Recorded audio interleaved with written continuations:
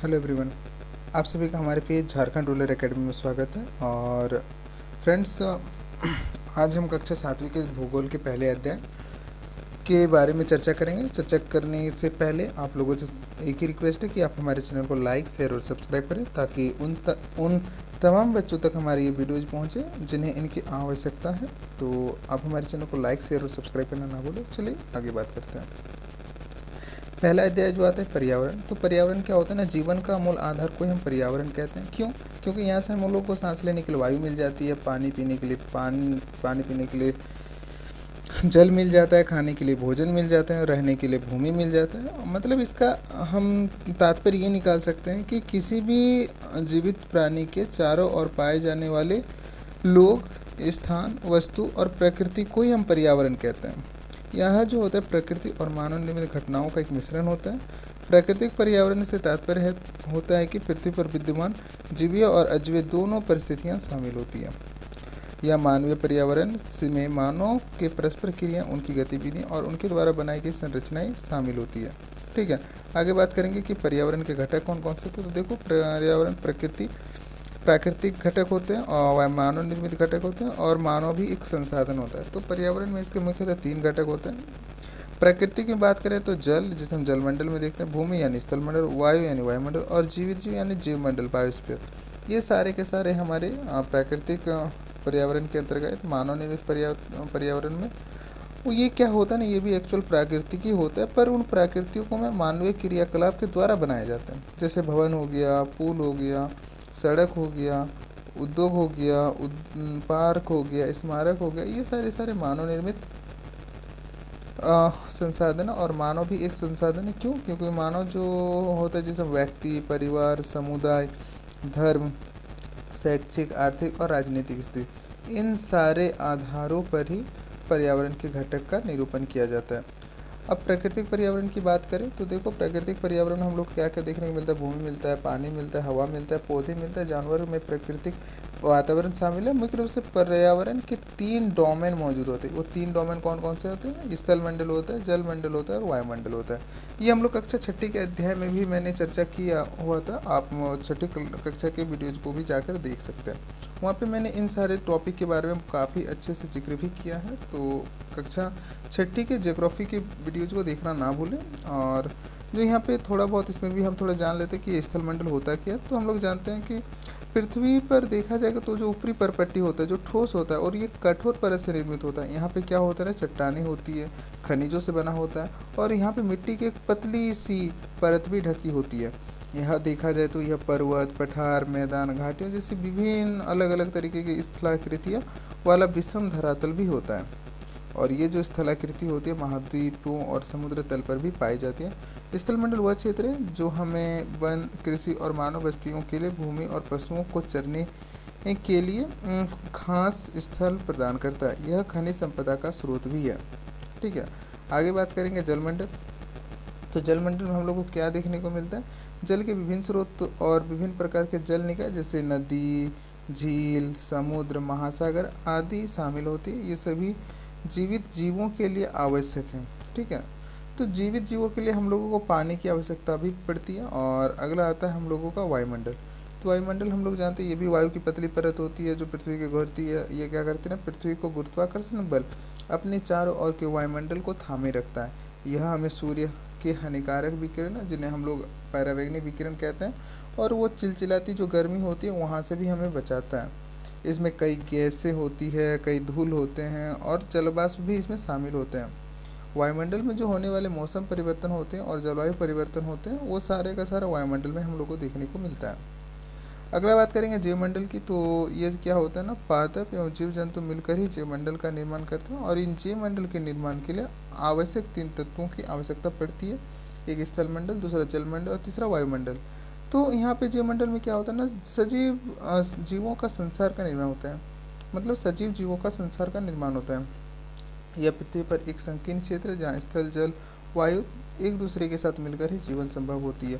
तो जीवन जीने के लिए वो आवश्यक तत्व जहाँ मौजूद होते हैं वहीं पे जीवन पाया जाता है। एक होता है पारितंत्र, जिसे हम लोग इकोसिस्टम कहते हैं।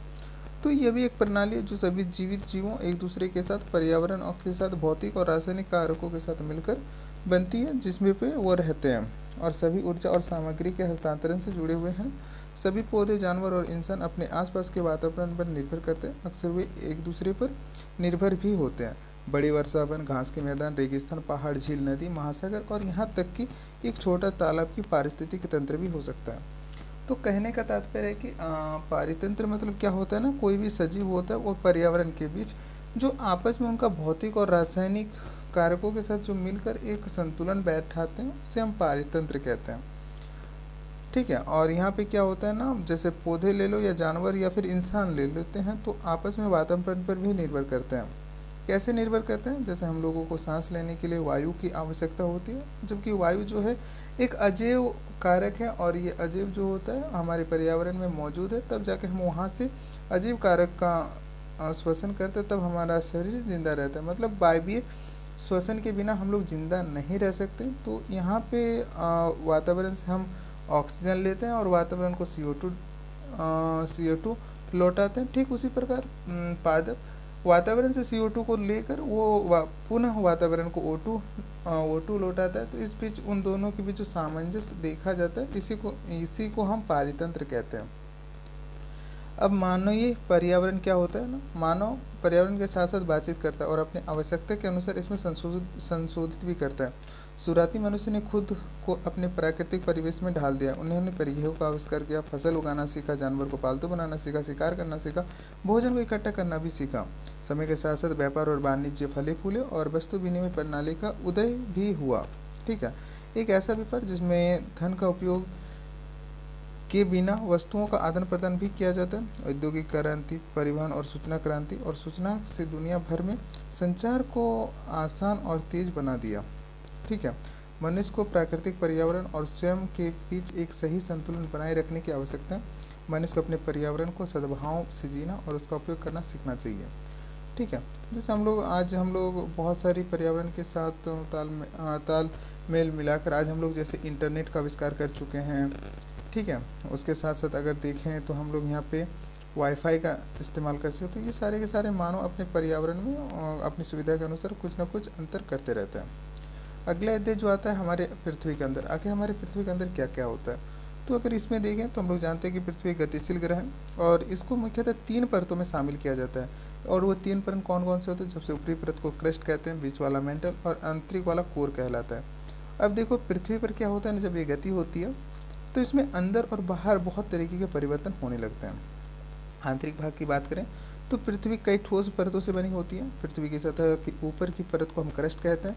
यह सभी परतों से पतला होता है। यह महाद्वीपीय द्रव्यमान का लगभग 35 किलोमीटर और समुद्र तल से केवल 5 किलोमीटर, यानी महाद्वीप से वो लगभग 35 किलोमीटर ऊपर और समुद्र तल से केवल 5 किलोमीटर के ऊपर पर होता है। अब देखो इसमें क्या होता है ना, सिलिका और एल्यूमिनियम यानी सियाल कहते हैं इसको। ठीक है। और महाद्वीपीय द्रव्यमान के अंदर यह मुख्य घटक होती है, जिसे हम लोग सियाल भी कहा जाता है। ठीक है।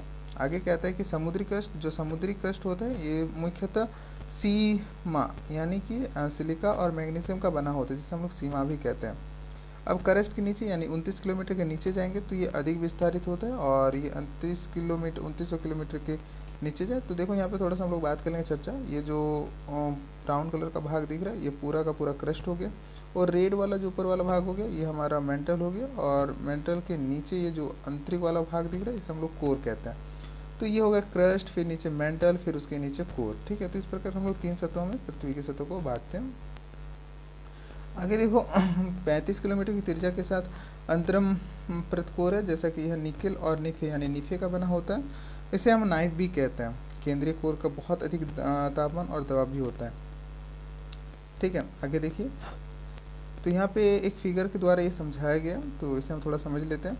तो ये जो ऊपर वाला पोर्शन होता है, यहाँ पे आप देख रहे होंगे ये जो ऊपर वाला पोर्शन दिख रहा है इसे हम लोग कोर कहते हैं। ठीक है। क्रस्ट कहते हैं। और क्रस्ट के जस्ट नीचे ये वाला पोर्शन जो दिख रहा है इसे हम लोग मेंटल कहते हैं। ठीक है। और मेंटल के नीचे जस्ट ये वाला पोर्शन जो दिख रहा है उसे हम कोर कहते हैं। ठीक है। तो ये हमारा मेंटल क्रस्ट, मेंटल, कोर।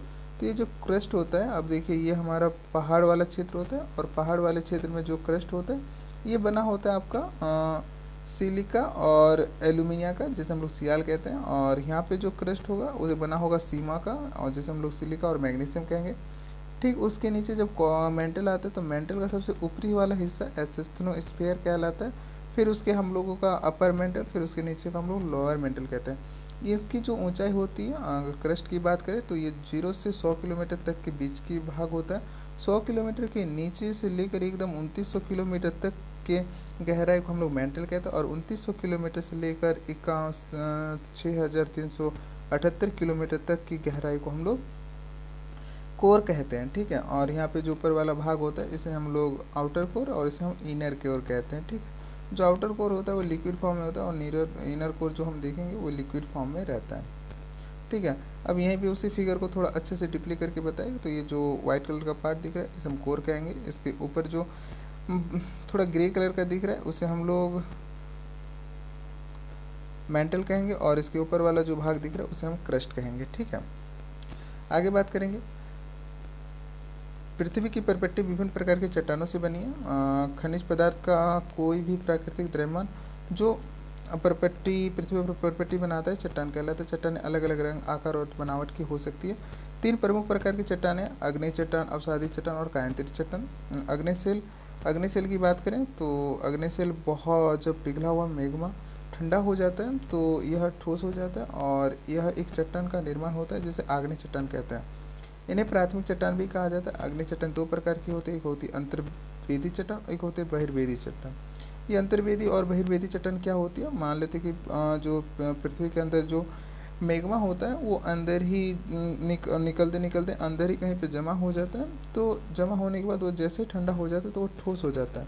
तो इस ठोस होने के क्रम में वहाँ पे जिस प्रकार की चट्टानें बनती है उसे अंतर्वेदी अग्नि चट्टान कहते हैं, और कुछ कुछ चट्टानें जो होती है वो बाहर निकल आती है उसे बहिर्वेदी अग्नि चट्टान कहते हैं।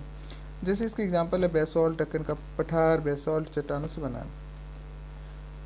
अब देखिए, जब पिघला हुआ मैग्मा पृथ्वी की परपट्टी के अंदर गहराई में ठंडा हो जाता है तो इसी ठोस चट्टानों से बनती है, इसे घुसपैठ अग्नि चट्टान और कहा जाता है, इस या फिर इसे हम लोग अंतर्वेदी अग्नि चट्टान भी कहते हैं। चूँकि ये धीरे धीरे शांत हो जाता है इसलिए बड़े अनाज बनते हैं जैसे ग्रेनाइट। ग्रेनाइट जो होता है वो अंतर्वेदी चट्टान होता है।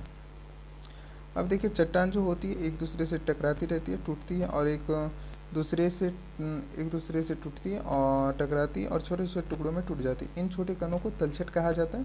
इन तलछटों को चट्टानों की परतों के बनाने के लिए संकुचित और कठोर किया जाता है। इस प्रकार की चट्टानों को अवसादी चट्टान कहते हैं। ठीक है, अब थोड़ा हम लोग यहाँ पे समझ लेते हैं कि ये चट्टानें क्या होती है, कैसे काम करती है। ठीक है, अगला कहते हैं अग्नि और अवसादी चट्टानें महान उष्मा और दबाव में मेटामॉर्फिक चट्टानों में बदल जाती है। उदाहरण मिट्टी स्लेट का निर्माण करते हुए चूनापत्थर संगमरमर में बनाती है। अब थोड़ा हम लोग सेल चक्र की बात समझ लेते हैं। ठीक है, तो ये जो कायांतरित 3 प्रकार की चट्टान होती है, कायांतरित चट्टान, ठीक है, अग्नेय चट्टान और होता है एक अवसादी चट्टान। ठीक है, तो यहाँ से चट्टान की जब टुकड़े किसी प्रकार से तरफ मैग्मा बाहर निकल गया तो ये मैग्मा बाहर निकल के जैसे ही ये जमा होता है तो ये अग्नि चट्टान के रूप में निरूपित हो जाता है। तब इसके जो छोटे छोटे कण आपस में उच्च ताप और दाब के कारण जैसे मिलते हैं तो यहाँ पे सेडिमेंट्री रॉक का निर्माण होता है। यही सेडिमेंट्री रॉक जब अंदर पृथ्वी पर पहुँच जाता है तो ये पिघल जाता है, और पिघलने के बाद फिर ये मैग्मा का निर्माण करता है। तो इस प्रकार का जो चक्र बनता है इसे हम सेल चक्र या फिर रॉक साइकिल कहते हैं।